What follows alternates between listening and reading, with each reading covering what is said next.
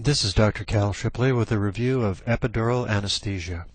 Epidural anesthesia is used to reduce pain sensation and is particularly useful in situations where it is desirable to have the patient conscious, such as during childbirth. To reduce pain during labor, a nerve block of the lumbar and sacral nerve roots coming off the spinal cord is necessary.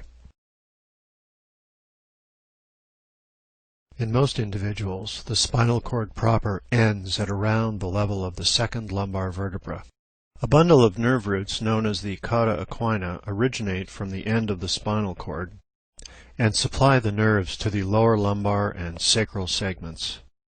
For safety's sake, the needles and catheters for epidural anesthesia during childbirth are typically inserted below the level of the second lumbar vertebra in the area of the cauda equina, in order to avoid the spinal cord.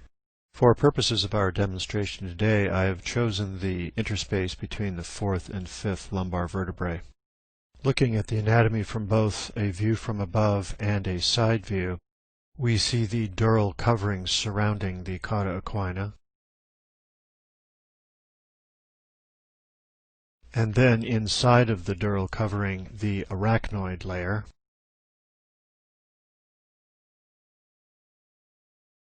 The target of epidural anesthetic, the epidural space, lies between the dural covering and the rearmost portion of the spinal canal.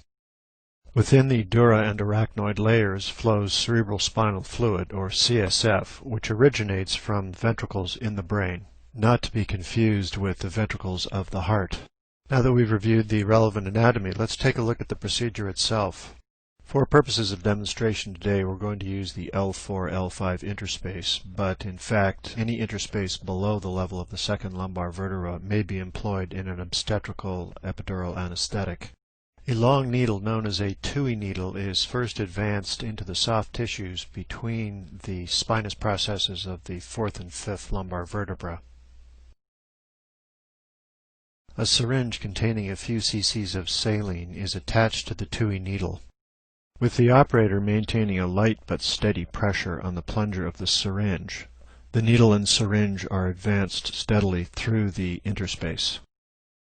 Once the tip of the needle is advanced into the epidural space, the operator notes a release of the syringe plunger as the saline squirts into the space. The epidural catheter is then inserted through the TUI needle. Owing to a slight curve at the tip of the TUI needle, the catheter is directed upward, approximately 4 to 5 centimeters into the epidural space.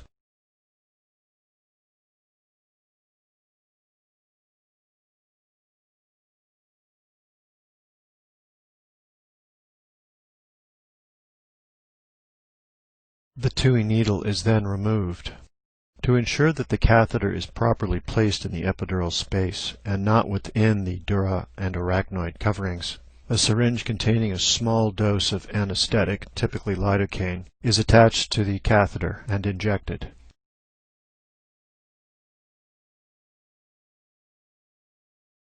A minimum of 3 minutes after the test dose, the patient's ability to move their lower limb is tested. If the patient is able to move their lower limb, this indicates proper placement of the epidural catheter in the epidural space. If the lower limb cannot be moved, then placement of the catheter within the dura and arachnoid layers must be assumed. This is also known as an intrathecal catheter placement and requires that the catheter be removed and the placement procedure started over.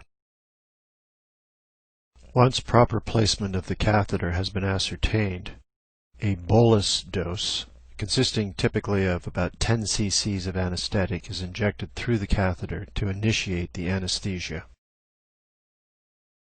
A continuous infusion of anesthetic is then initiated. The rate of the infusion may be adjusted according to the patient's response and the level of anesthesia desired.